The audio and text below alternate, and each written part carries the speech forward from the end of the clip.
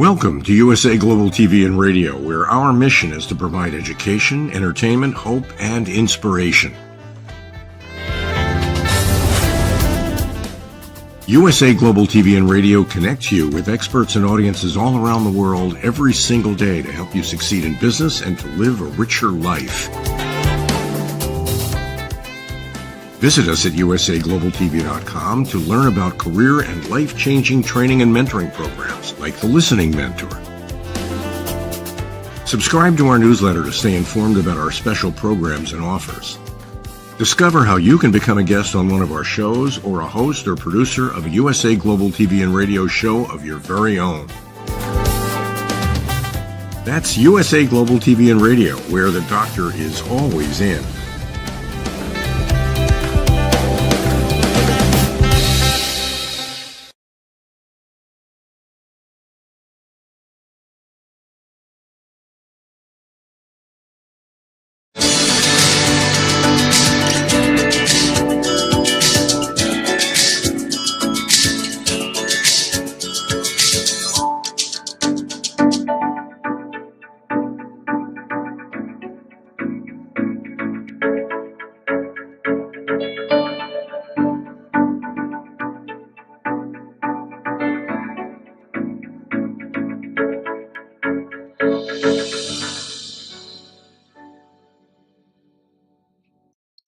Hello, beautiful soul family, and welcome to Weekly Wisdom and Insights, your home for spiritually guided transformation and empowerment.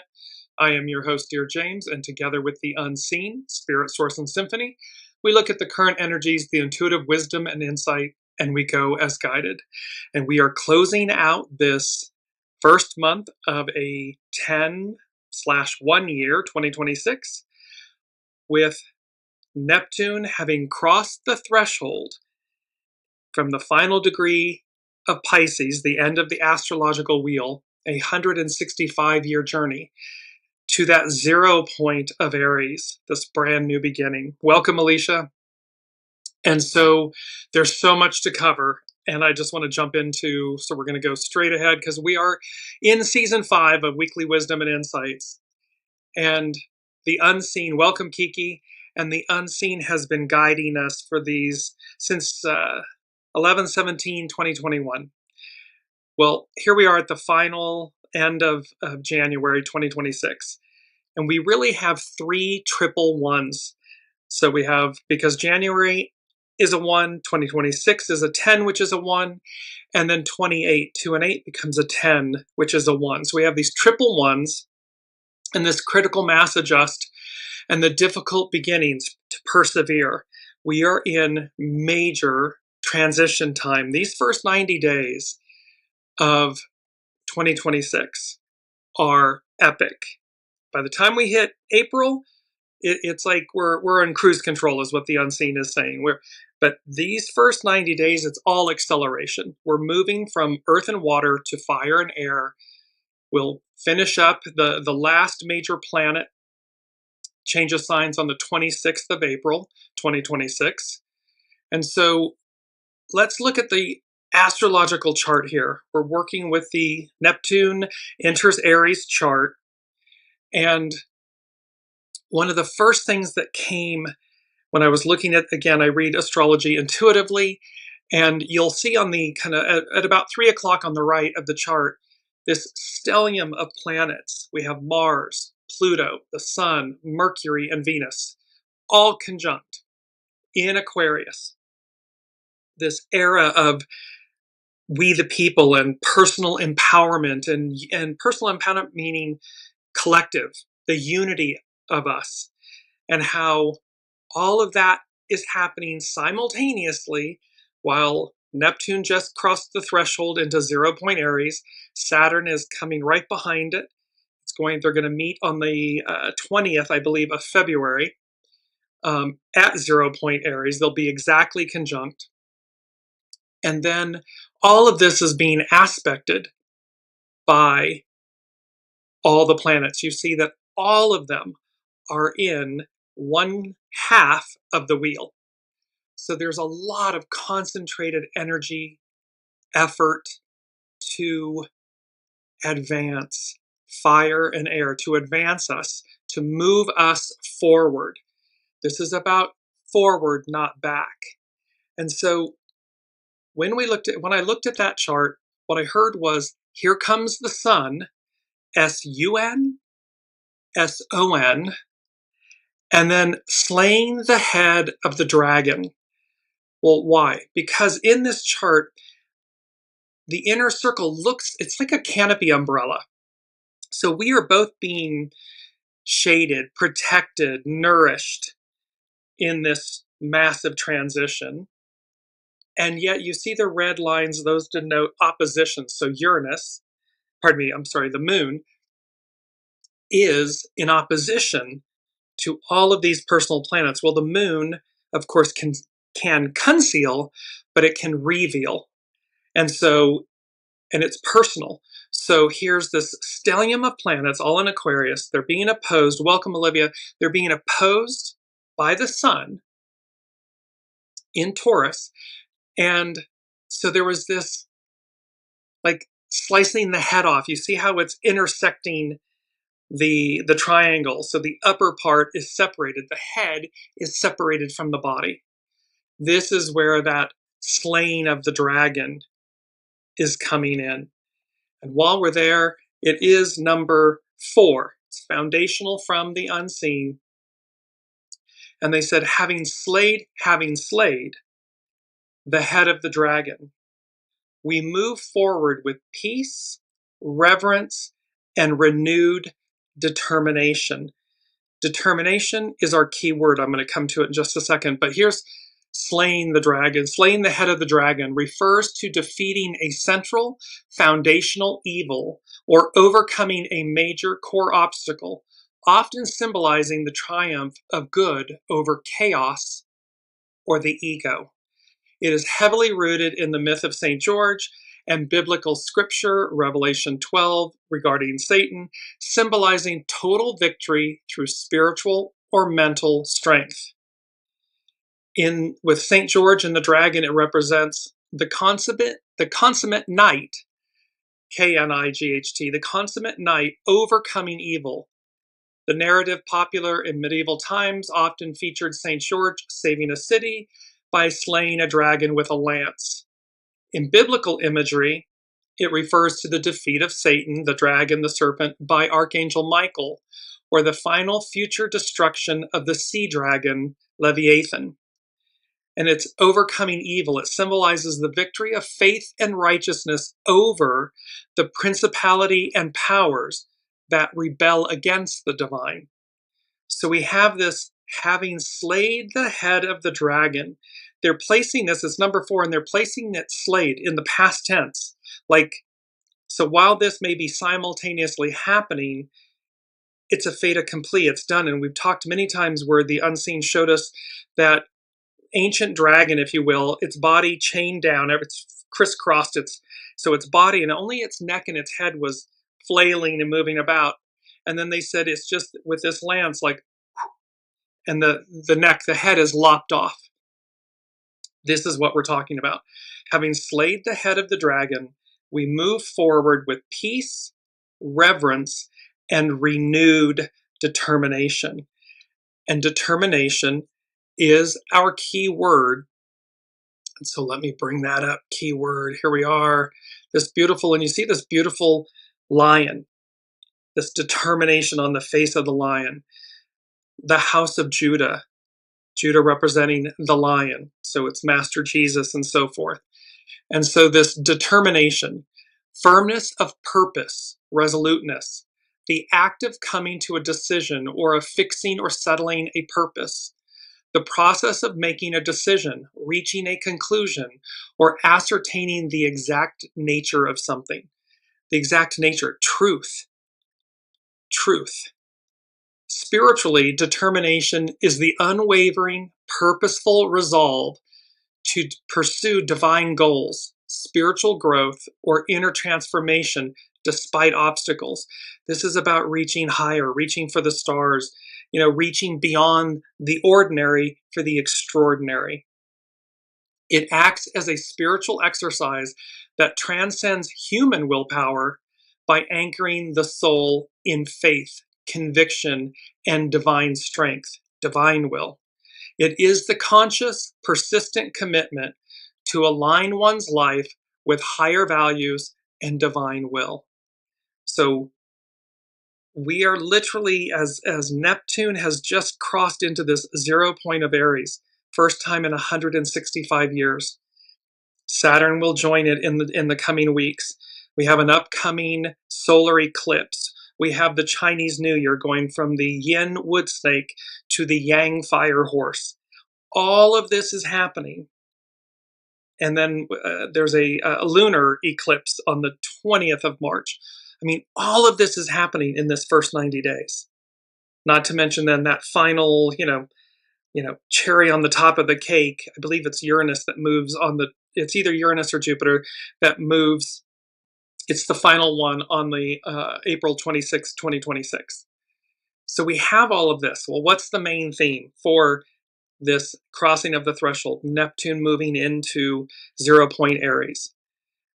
Our main theme, and this gave me goosebumps, they said ready, the unseen said ready or not, and not is ready or not, N-O-T, but also K-N-O-T. And so they said ready or not, exclamation point, the door opens. The door is heavily associated with Master Jesus, with the second coming. There are many biblical references for it, but it's also denoted, the door is also highly referenced as our heart. And yes, Kiki is saying fire melts ice, exactly. And welcome, Heather. And so, and Olivia is saying slaying the dragon can't come soon enough. And so, yes, everything, divine time, divine order. But here's this beautiful message from the unseen. Ready or not, the door opens. And there were images that the unseen was speaking about immediately about with the K-N-O-T, the knot, like Alexander the Great and the Gordian knot, and how the Gordian knot, of course, was so intricately knotted, tied. It was about prophecy. It was about covenants. So there's an aspect here of ready or not, the door opens, that this has to do with prophecy, covenants, tying the knot, getting married, these commitments, commitment to a higher relationship with self, in unity with another, in unity with source, in alignment with soul source connection, the divine. So there's many different meanings, layers to this ready or not, the door opens. And it goes to, it's Revelation 3:20. Behold, I stand at the door and knock. If anyone hears my voice and opens the door, I will come into him and eat with him and he with me. This is a statement attributed to Master Jesus. And so, again, there's heavy reference that from a biblical reference, but for all of us in a global a spiritual reference of ready or not, the door opens. And so when that higher octave of yourself, your divine self, the divine, presents itself to you, ready or not, the door opens. What you choose to do with it is up to you. 8 billion plus souls, free will, so forth, but there's destiny involved here. And so it is about, do you cross through the threshold? Do you walk through the door? Do you hear your higher calling? And do you reach for the stars? Do you accept it? Do you align with it? Do you take the narrow path? Threading the needle, the narrow path of victory. Do you choose that path, or are you accepting the broad path? It's a lesser path. So we have, again, I'm just bringing up this beautiful image. Ready or not, the door opens. So let's talk about ready or not first. So ready or not spiritually signifies a call for constant preparedness for divine arrival or major spiritual events. It's rooted in biblical parables like the 10 maidens, emphasizing faith, spiritual alertness, and living righteously as Master Jesus' return is imminent. Remember, we had that. They gave us 4 different ways on the first show of January. Number 5 from the unseen was eminent domain. Eminent, imminent, immanent. The ultimate transfer of power, ownership, resolution, outcome. So this is speaking in the slaying, the having slayed the head of the dragon. So all of this is speaking to the fact that in the new, this has been resolved. We've been elevated, and thereby, are we in alignment? Do we walk through the open door or not? And so it's eminent and unexpected. It's about maintaining inner readiness, which is faith, goodness of character, and so forth, so one isn't caught unprepared, facing exclusion from the divine, from God's kingdom, the divine, much like foolish maidens locked out. While Hindus might see not ready as unfulfilled potential needing maturity for truth. So again, it's, are we prepared? Are you individually prepared? Are we emptying our vessel? Are we honing and polishing our stone? Are we doing everything? It's fire and air, fluidness, accelerated movement. So think of this in our personal, in the micro.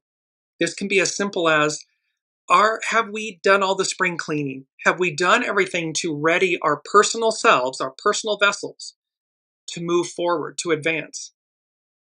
Because again, there's an unknown here about where that's going to lead each of us.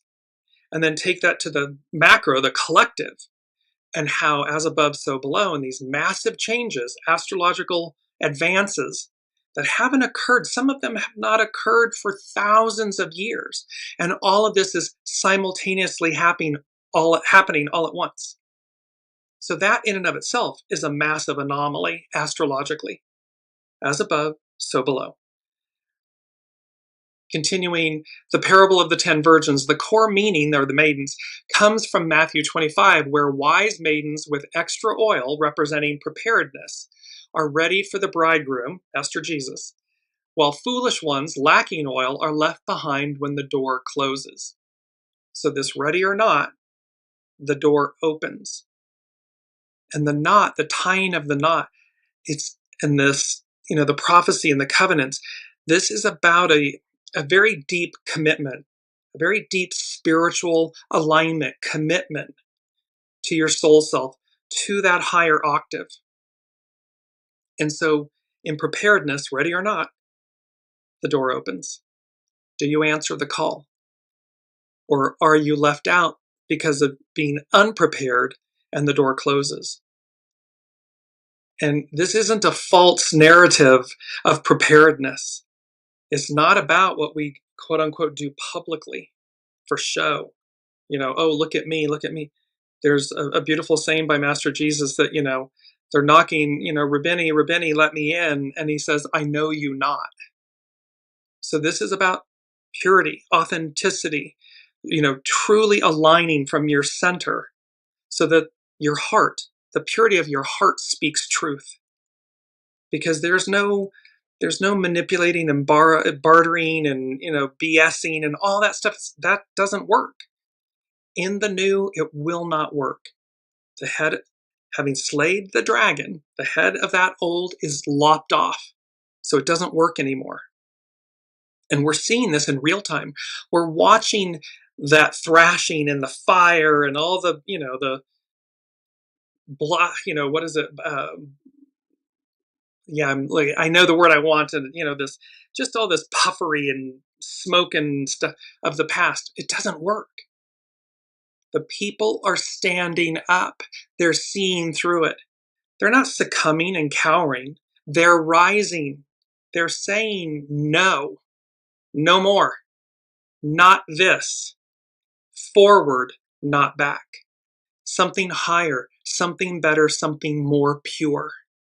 That's what the preponderance of humanity wants, is hearing that call. knows to be true.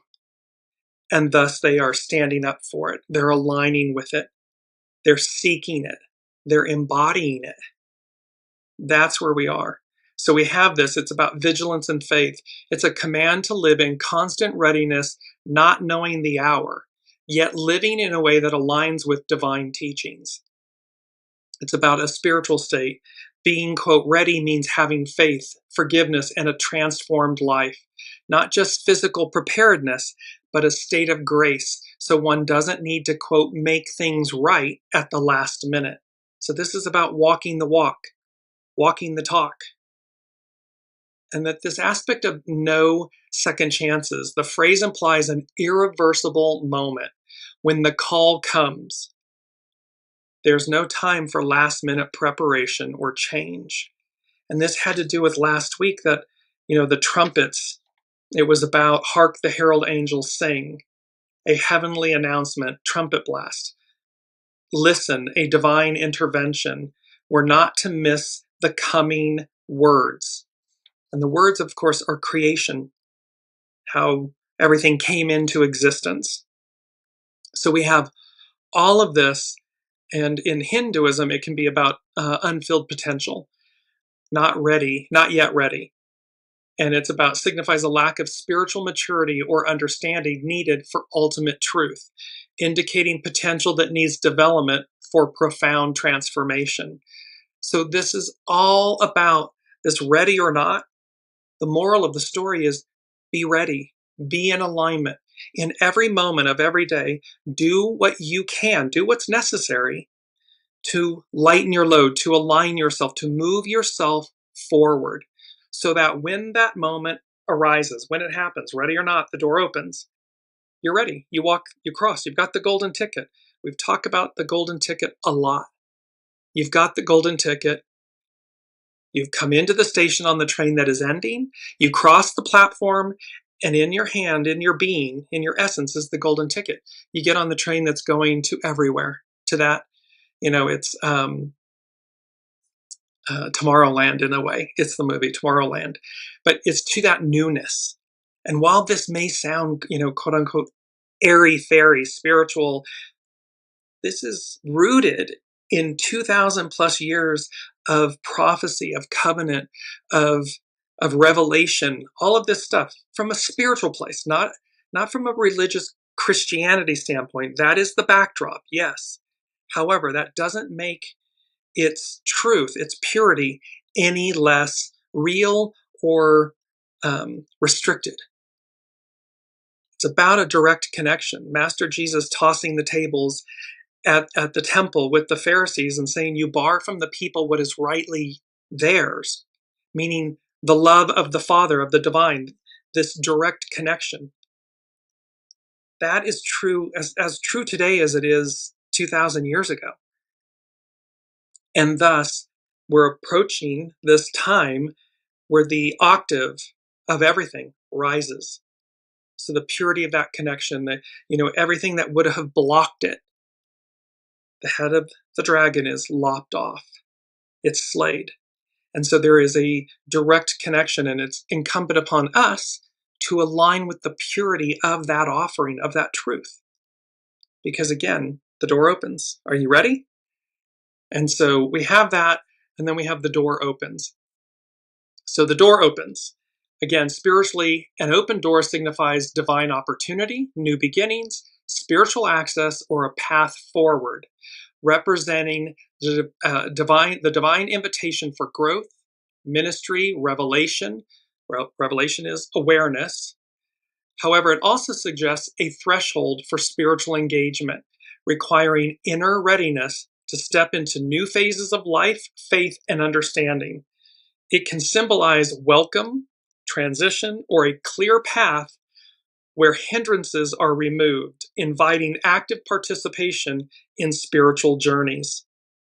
So you can see these themes that are playing out about the path and the threshold and this invitation, a journey. All of these things are occurring in this. And the key meanings of an open door are about opportunity and divine guidance, access to the divine, to the divine's presence, new seasons and transitions, spiritual revelation, spiritual awakening, an invitation and a welcome, and how to engage discernment. We have talked about the Seven of Cups in the tarot and discernment. We must use discernment. The Seven of Cups in the tarot has 7 cups. Some of those things in the cups are good, some of them less than good. Not, and so how you apply this in our individual lives, in your lives, is when opportunity comes, knocks, recognize the purity or the impurity of it.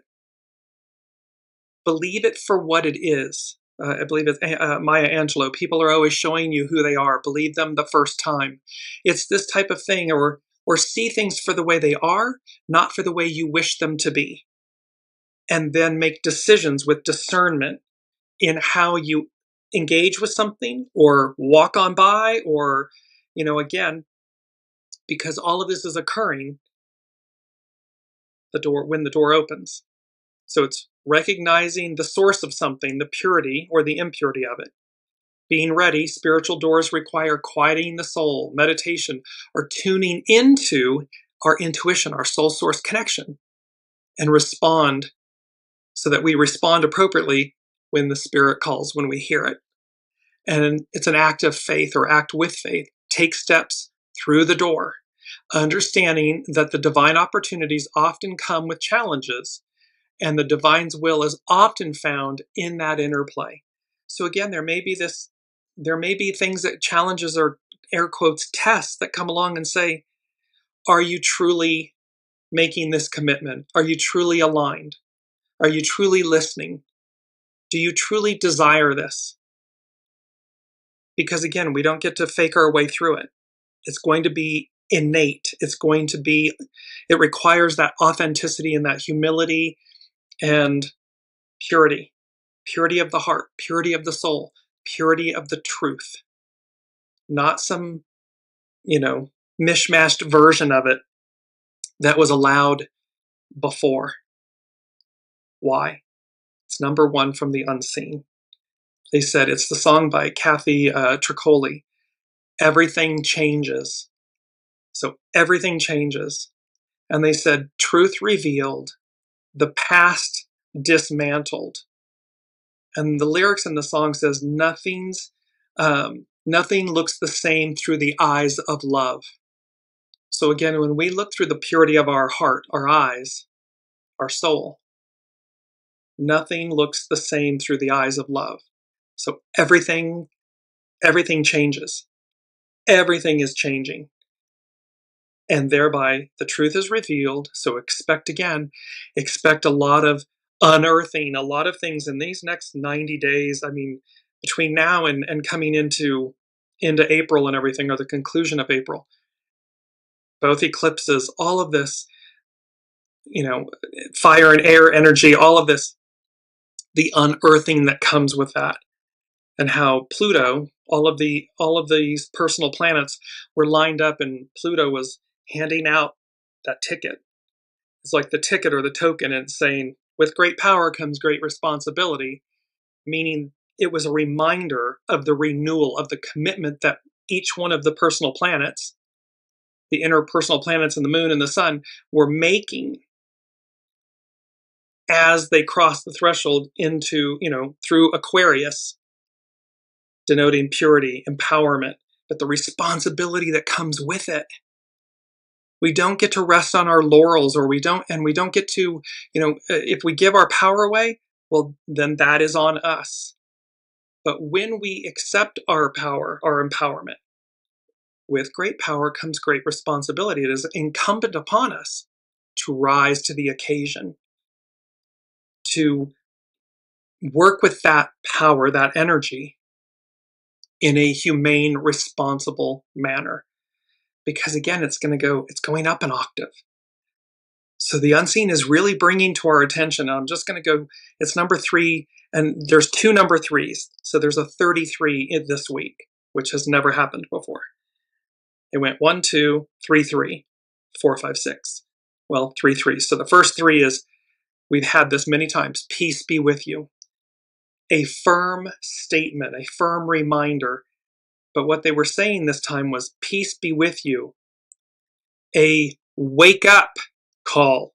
Not a wake up call, but a wake up call. There's a difference. So from the unseen, from the divine, they're saying, wake up. Peace be with you. We're with you. Ready or not, the door is going to open. Your heart, we're going to meet you at your center. Are you ready for this elevation, this uplifting? As the head of the dragon is slayed, the old is dismantled, the past dismantled, the truth is revealed. And what you do with that, how rapidly you ascend, advance, move through, answer the call. So peace be with you. A wake up call. A firm statement and reminder that the divine, the unseen, is ever present with us, is leading, is the host, the master weaver, is leading the way. And are we in alignment? Are you in alignment? Because it's all, everything changes. So now let's go to, and the second number 3 while we're here. It's the lyrics from Come What May from Moulin Rouge, and they said, never knew I could feel like this. Where, when, fantasy meets reality. So again, Neptune having been in Pisces these last 14 years, the ideal of something, the hope, the wishes, the ideal of something. It's now in Aries, this first out of the gate fire sign, creative force, initiate. It's about making it real. So where fantasy meets reality. And Saturn is coming to co-present with Neptune so that here's the teacher and the idealist coming together in harmony to work together, along with Pluto and Uranus and that mini grand trine, this harmonic aspect, to bring about the new in a supportive, healthy, happy way. That in and of itself, typically the planets will oppose one another, or they'll square one another or something. Here they're acting, all the major players. I mean, it's like saying world leaders, major world leaders that would normally, contrast and conflict and everything, saying, oh, okay, I'll work with you. Okay, I'll work with you. Oh, it's for the greater good and harmony of the whole, of everyone? Okay, yeah, let's do that. It's a game changer. So that is where these energies are moving, because that old, what we're seeing in the current stage playing out on the world stage is this, the last remnants of the old way. Oh, I'm macho and tougher than you, and oh, I can, kill or be killed, and all of this stuff. But it's an old story, it's an old dragon, it's an old script. The new story, the rebirthed dragon, if you will, or the earth, the rebirthed beauty of the purity of the earth, it is about collective harmony, working together. Well, we must be that first within ourselves as well in order to meet the times and bring it all together. So this is where, ready or not, the door opens. Which do you ascribe to? Which one do you aspire to? Which one is calling you? The new or the old? No judgments. Everyone gets to make their choice, their decision. However, it also comes with the ecstatic experience of the choice you choose. So clearly the unseen is saying, choose the higher octave, choose that narrow path, thread the needle, because ready or not, the door opens. And we want to be aligned. We want to be ready. So now let's go to, we're going to go through these rather quickly because we have so many. This is astrologer Chani Nicholas. It's her weekly issue number 100. And it's Time to Dream Fiercely. And this is a once-in-a-lifetime cycle reboots on January 26, 2026. Neptune re-enters Aries. Though the planet of ideals had a minor stint in the courageous fire sign last year, this time it will stick around until 2039. This shift is here to motivate us to dream intentionally and fiercely about what we want to create and how and what we want to defy. Systems of domination and control don't just disappear on their own. They get defeated by countervisions that are too compelling to ignore. But imagination alone won't get us there. Enter, on Tuesday, the 27th, the Mars-Pluto conjunction. This astrology unleashes our personal and collective drive. It asks us to grapple with our deepest fears so we can show up for our lives with the greatest clarity possible. All this and a full moon in Leo on Sunday, it's coming up on the 1st of February, which we'll cover next week. Make this week one for the books. Use this loud lunation to channel your angst, your fear, and your worries into creative outlets. In other words, make it powerful and purposeful. Purposeful, pure, purposeful. If those happen to be protest signs, songs, or art, so be it. So we can see this octave of what's happening with Chandy Nicholas, the astrologer that she's talking to. Now I want to go to Pam Youngins, astrologer Pam Youngins at North Point Journal. And she's speaking about powerful currents. So you see how we were talking at the opening of the show. There's a lot of powerful energy occurrences, astrological events occurring. And the message from the unseen is align, align, align, align, align. We don't need to be manic about it. But they're saying to us, align, align, align, align, get in alignment. So Pam Youngins, North Point Journal. Two dynamic currents of change intersect and commingle in this final week of January 2026. We are already feeling the effects of the turbulent Mars-Pluto conjunction that perfects on the 27th of January, while also being aware of the profound shift that is underway as high vibrational Neptune departed Pisces and entered Aries on the 26th of January. Not to be ignored, a dramatic Leo full moon occurs on Sunday, February 1st. This influence will be affecting our world for at least a few days. So that she's talking about the full moon lunation. So it will be affecting us for a few days before and after the event. Adding to the significance of this lunation, that full moon in Leo, it marks the beginning of our first eclipse season of 2026. With an Aquarius solar, meaning sun, solar eclipse occurring on February 17th, and a total lunar eclipse, the moon, in Virgo on March 3rd. Mars-Pluto. It's hard to ignore the intensity of interactions between Mars and Pluto. Mars is the planet of assertive action, while Pluto is a catalyst for major transformation. Together, these planets can initiate events that have the potential to alter our individual and collective course in impactful ways. Our reactions under a Mars-Pluto alignment can be visceral. Deep fear and anger may be triggered, tempting us to act more on instinct than on reason. Discernment, discernment, discernment. Utilize discernment. This is why, as we work with the pressures of current events, it is important to feel and process the emotions that arise, but then to make sure we are grounded and in alignment with our higher wisdom before initiating any actions. So it's all about take a beat, take a breath. We can take in, we can feel our feels and so forth. However, before we act, make sure that we've utilized discernment. Make sure we're in alignment with our soul source connection, not our ego, mind, personality, human. And lastly, Pluto at work. With this week's Mars-Pluto conjunction, we see the many facets of the dwarf planet's persona being activated. As the psychotherapist, Pluto delves into the darker side of the human psyche, exposing all that has been suppressed or repressed. As god of the underworld, it takes us on a journey of death and rebirth, most times figuratively, but sometimes literally.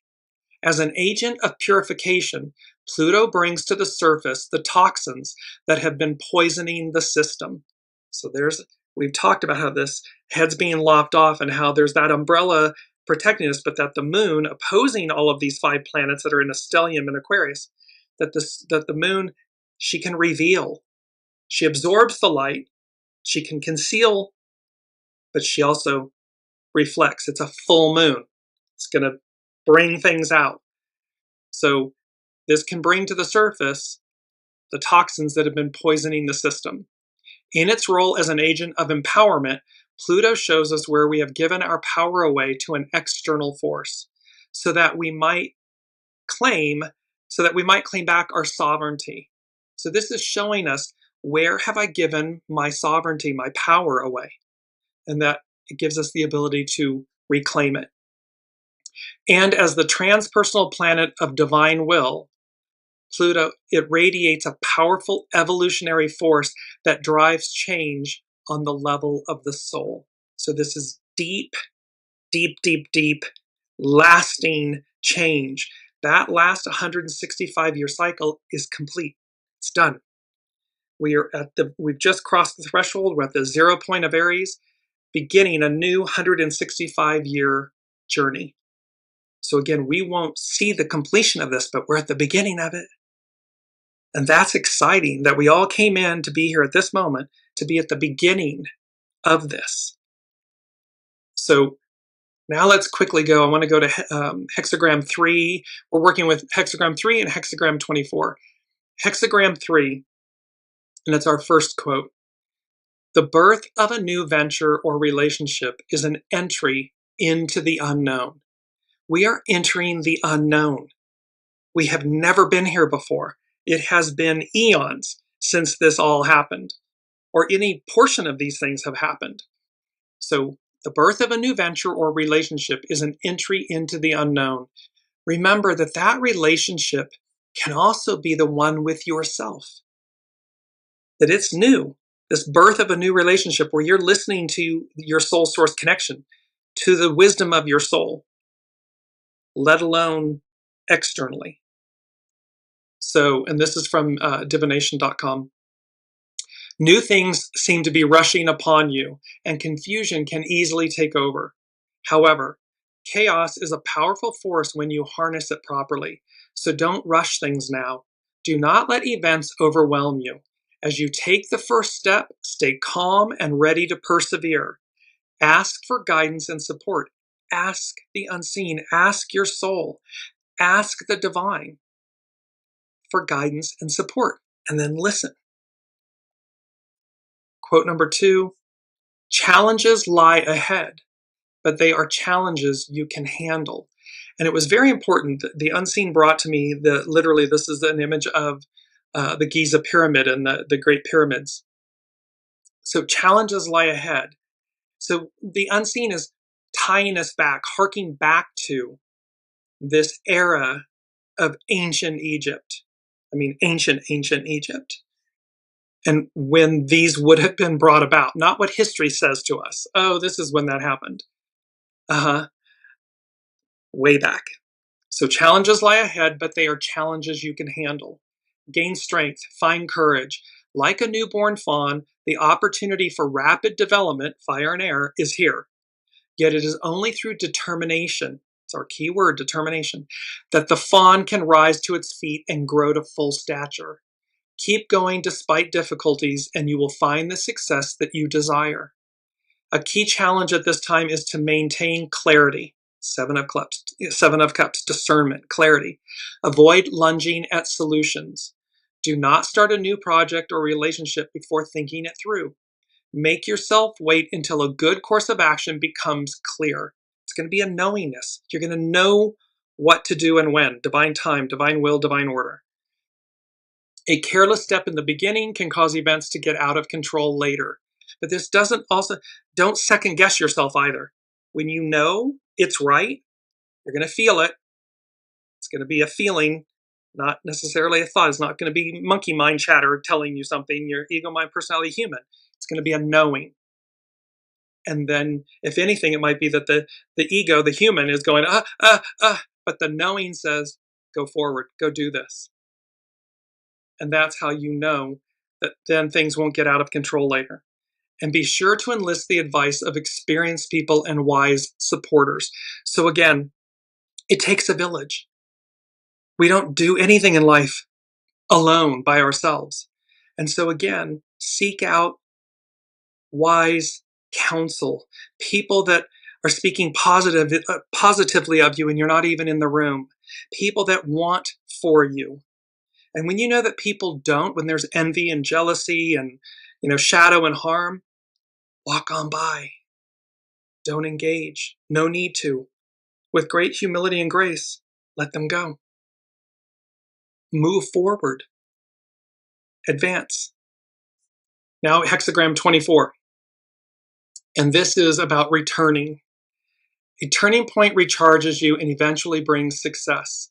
This hexagram is associated with the turning of darkness back toward the light, the winter solstice, the shortest day of the year, which of course was on 12/25 last year. The shortest day of the year, the day when darkness begins to decrease and the hours of daylight begin to increase. This is the cusp of a turnaround, a time for letting go of the old and making way for the new, a time of new beginnings. It all starts with rest. So this rest meaning listen to your bodies, listen. When you need a 20-minute cat nap, take one. When you need to, disengage or something to renew, do so. Take a bath, listen to beautiful music, meditate, whatever it might be. Don't move too fast, as a new momentum is just beginning. So we're just coming into all of this new. I mean, it's moving forward quickly, but here we are. This turnaround requires that your energy be recharged by adequate rest so that your life force is not depleted prematurely. This principle of hibernation, or allowing energy to renew itself and be strengthened by rest, applies to many situations. Recuperation after an illness, the slow return of trust after a period of estrangement, the careful development of new relationships after the splitting apart of old ones. And it's our quote number 3. Sow a thought, reap an action. Sow an action, reap a habit. Sow a habit, reap a character. Sow a character, reap a destiny. Your character is your fate. And this is a proverb. And so it's about, what are we sowing? Are you sowing in alignment with divine will, divine time, divine order, your soul? Or are you sowing on the open path with your ego, with the past and ego and hubris and all of these things that lead you astray, take you off the narrow path? So we have this, there's so much here. Whew. Let me know in the comments. It's high octane for me. Number 5 from the unseen is a monumental shift, transition, transformation is upon you. Walk like an Egyptian. Walk like an Egyptian is our mantra. So walk like an Egyptian. That's a famous song by, I believe, the Bangles. Anyways, walk like an Egyptian.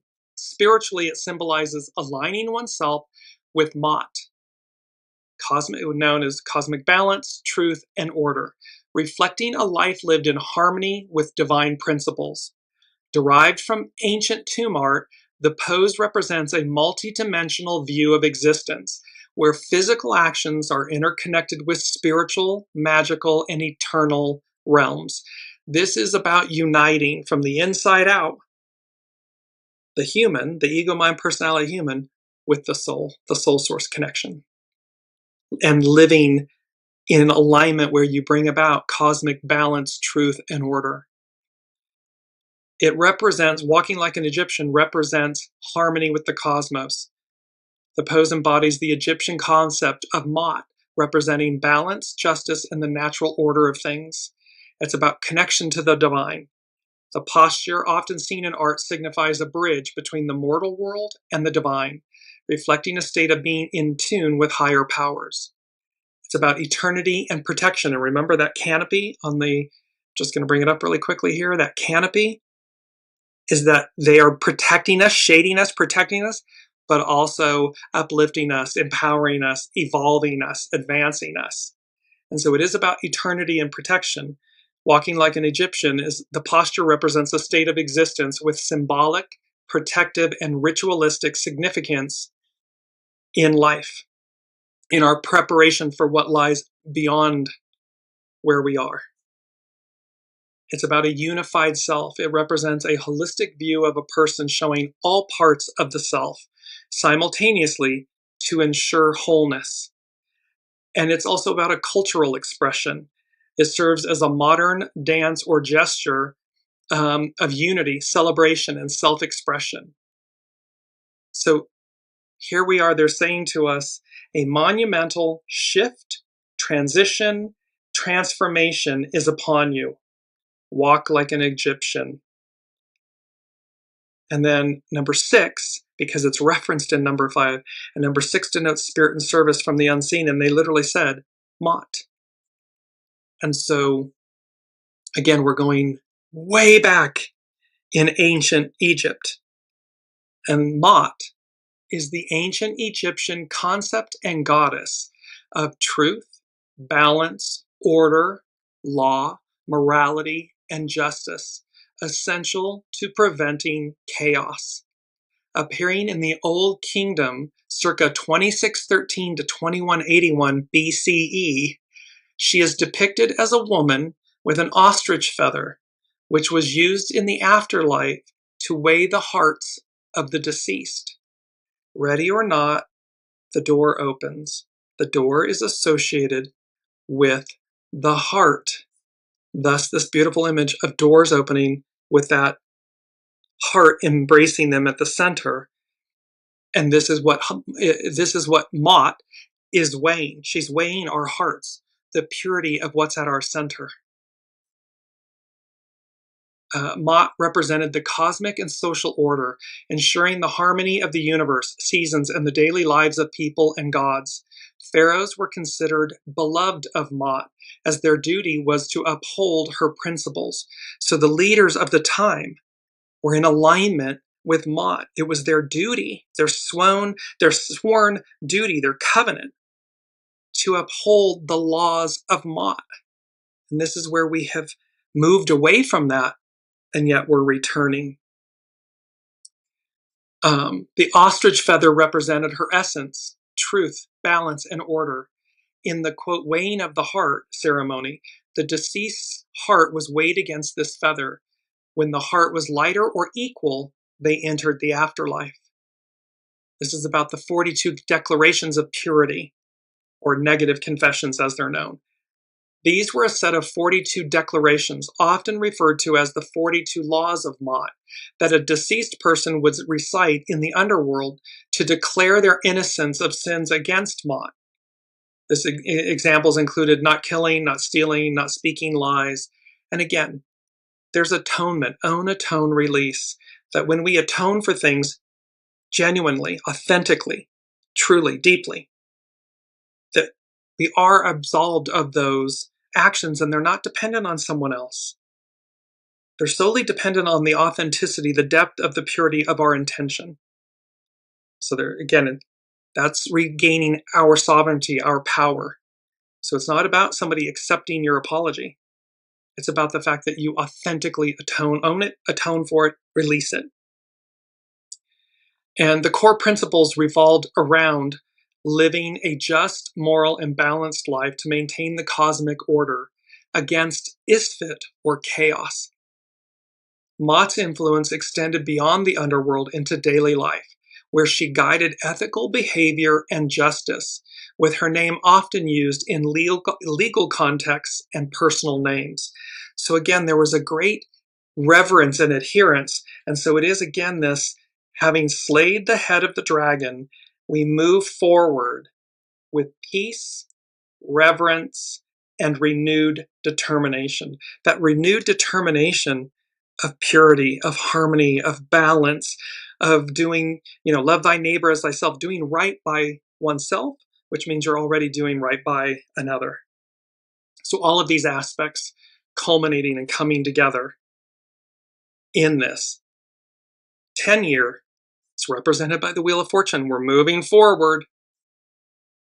We have the 1, so the 10, which is the Wheel of Fortune, becomes the 1, which is the magician, the major manifester. That we have everything within us to create, to manifest, to actually succeed. And that we're embarking on the fool's journey. And the fool is not a fool like naive. The fool is empowered, meaning, what is the awe and wonder before me? What lies before me? And how I have emptied my vessel. You see the knapsack, he just has what he needs. And I go with my trusted companion, the purity of my companion, my faith, my determination, knowing that when I step off the mountain, the white clouds, the unseen, carries me, guides me, leads me, nourishes me, and I succeed, and I expand, I ascend, I transcend. And that brought me to Gene Key 41 by known as The Pulse by Richard Rudd. And it says, in our genetics, the 41st key, gene key, corresponds to the initiator codon in DNA, the capital letter at the beginning of every genetic sequence.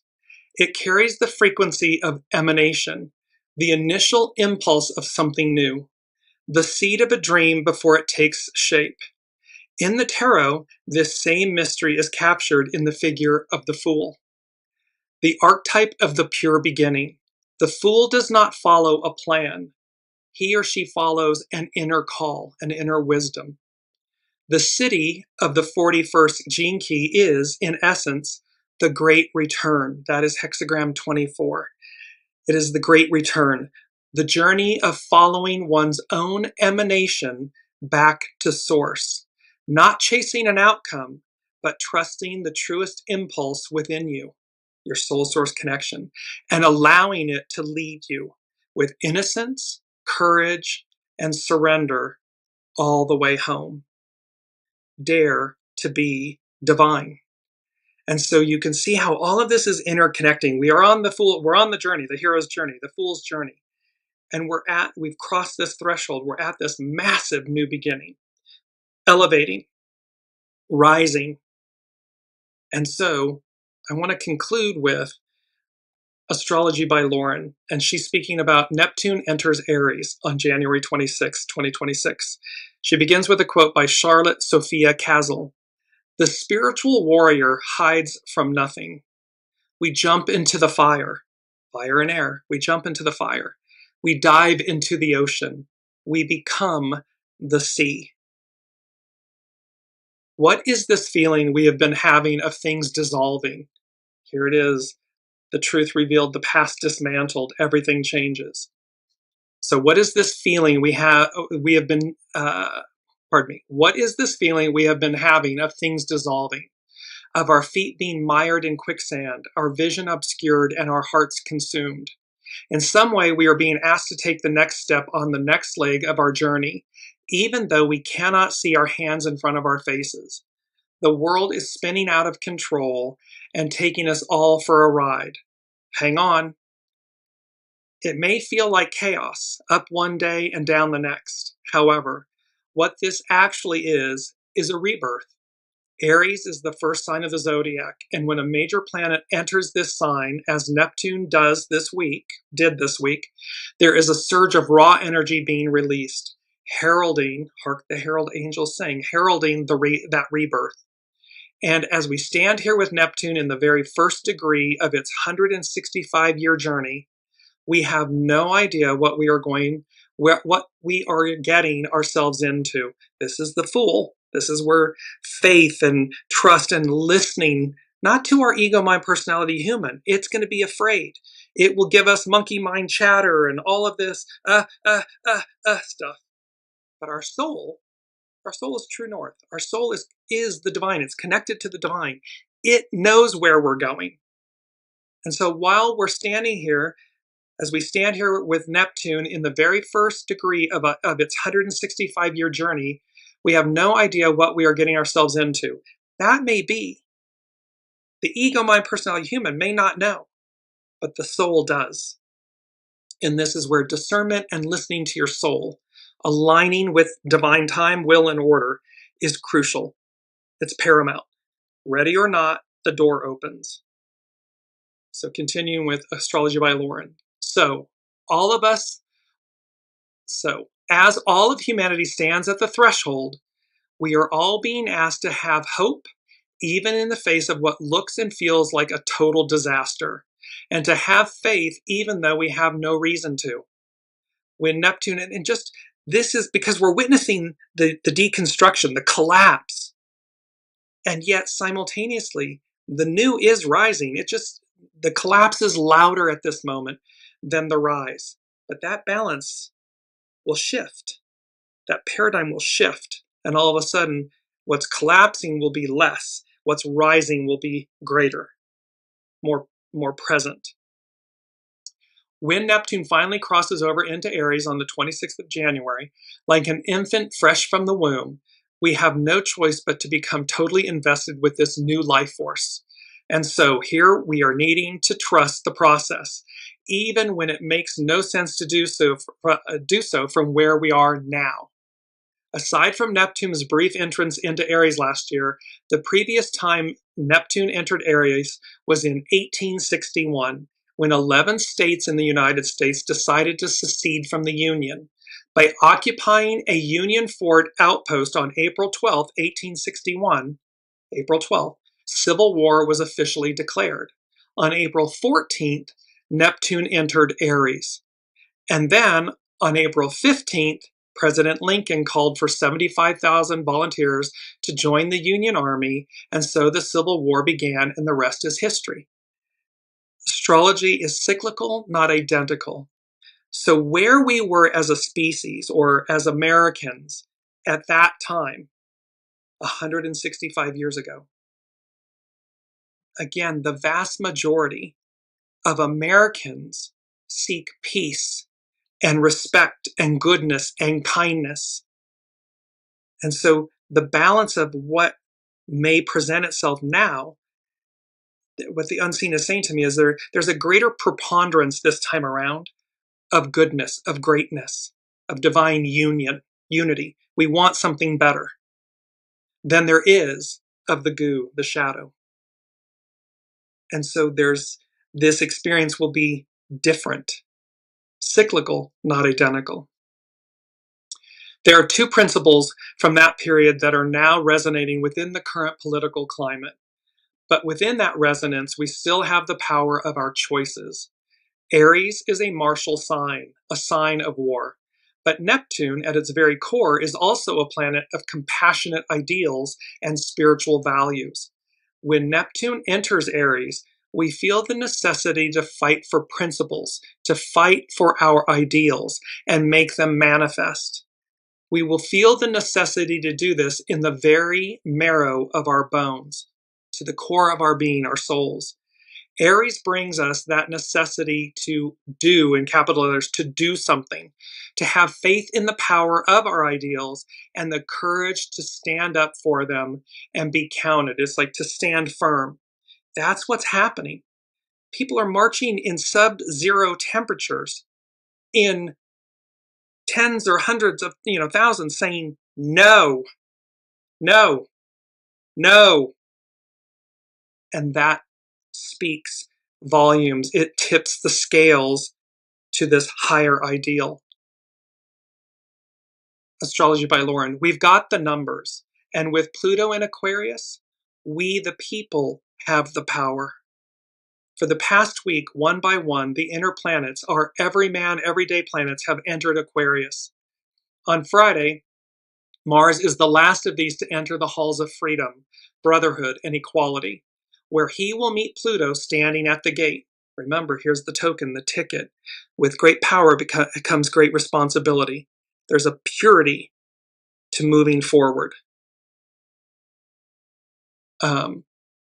A new era is dawning where all the major planets will be working together, seemingly making a concerted effort to bring us to a new plateau in our evolutionary journey. And this will be despite ourselves, because we all are still releasing the goo. There's 8 billion souls, humans on the planet. We still have tendrils and strings or whatever of shadow and goo that we're all working with. That's okay. It's just how quickly do we empty the vessel, hone and polish the stone, align, be ready, so that ultimately we just effortlessly rise. There's no conflict. Know that Mars-Pluto weather can feel like a declaration of war in and of itself. Channeled through Mars, the god of war, the dark lord of transformational change, is being unleashed upon the world. Like a match poised to strike, Mars often serves as a catalyst. Mars-Pluto weather can feel dark, vengeful, even cruel. However, that same energy can be a constructive force for good. When channeled constructively, Mars-Pluto weather is excellent for rebuilding, rebirthing, rehabilitating, and doing some deep and much needed purification. It depends on how we use it. Now that Neptune is entering Aries, where it will be for the next 14 years, it may be helpful to ask ourselves, what is that one thing, that one principle you are most willing to make sacrifices for? What are you willing to put yourself on the line for? Whether that be an ideal, a cause, an idea, a country, your children and their descendants, or perhaps a creative vision for the future that feels so much larger than ourselves. Because it is something greater. This matriarchal Aquarian we the people era is about something greater than ourselves. We receive by honoring and serving the greater good, the greater collective. And in reciprocity, the I receives. That's a complete inversion of where we've been. And so, what is your vision for the future that you're wanting to manifest? Know that by the time all the outer planets, Saturn, Uranus, Neptune, and Pluto, have officially changed signs and are also creating this incredibly supportive fire-air cradle of energetic action this year, our world will never be quite the same again. It may even be unrecognizable in the end. And collectively, we are going to be the architects of that new world. We can do this, and may we do it the right way. It's a wake up call. This is all like, are you ready? Ready or not, the door's opening. Here we go. Everything changes. And number two, I skipped over number two. This was so fascinating. What I heard was tick tock, tick tock. What I saw was TikTok, TIKTOK, the social media app. And then tick, TICK, talk, TOCK. And then they said, so TikTok, TikTok. It's merely a matter of time. So there's both an element of time here, but there's also something about, and you see in the press and the news that powers that be currently bought TikTok. So there's an aspect here about how we interact with social media, who owns it and controls it, what are the algorithms, and in essence, when we are called to do so, it's to reject those manipulations, those impurities, things that may be exposed. Because again, if everything has been amassed at the top and they're controlling the narrative, it goes back to Tomorrowland and Hugh Laurie's character. There's a famous soliloquy in Tomorrowland where he says, in essence, the unseen says, but we warned you and we gave you, opportunity after opportunity, chance after chance after chance. And you didn't listen. You didn't do anything. So this is about being willing to say no, to let go of our quote unquote shadow, our addictions. Are we addicted to an algorithm, to a social media, to something, or do we become aware that we're being manipulated and controlled, or that's the attempt? And when we simply walk away from it, air quotes, the powers that be, those that own or control it, are left with no choice but to change. Because again, We, the people, 8 billion souls on the planet, or those that work for these companies that know what's happening. And I'm not being a conspiracy theorist, I'm just saying, when in the shadow, people are in the know. It doesn't occur in a vacuum. So as you become in the know in terms of utilizing or interacting with these things, what are you willing to stand up for? What are you willing to release to say that's no? Not until you get your house in order, not until you purify your house, not until you get in alignment. And thereby, I don't need this.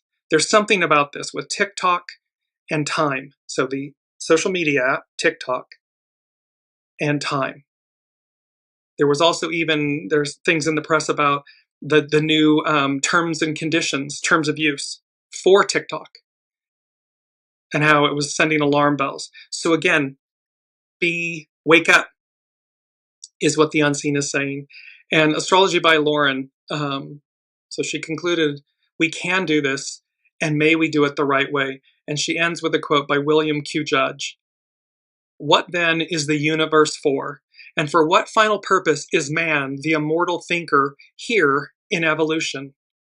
It is all for the experience and emancipation of the soul, for the purpose of raising the entire mass of manifested matter up to the stature, nature, and dignity of conscious godhood. It's for the purpose of being divine. Well, we can't be divine when we're laying in the muck. It requires us to purify, cleanse, renew, choose better, choose a higher octave. That's what the unseen, the universe, the divine, is delivering with all of these massive astrological and the timeliness of it. Again, the timeliness of this. All happening, click, click, click, click, click. Let us, humans, rise to the occasion, rise to the moment. Cannot wait to see what they have in store for us next. February has the upcoming eclipses, and thus we will come into that. And I left out astrology.com. We're too far over. I'm going to pick that up in this coming next week's show with the Leo new moon, because it's very important and it addresses the upcoming eclipses. So until then, hone and polish your stone. Ready or not, the door opens. Be ready. We'll see you next week.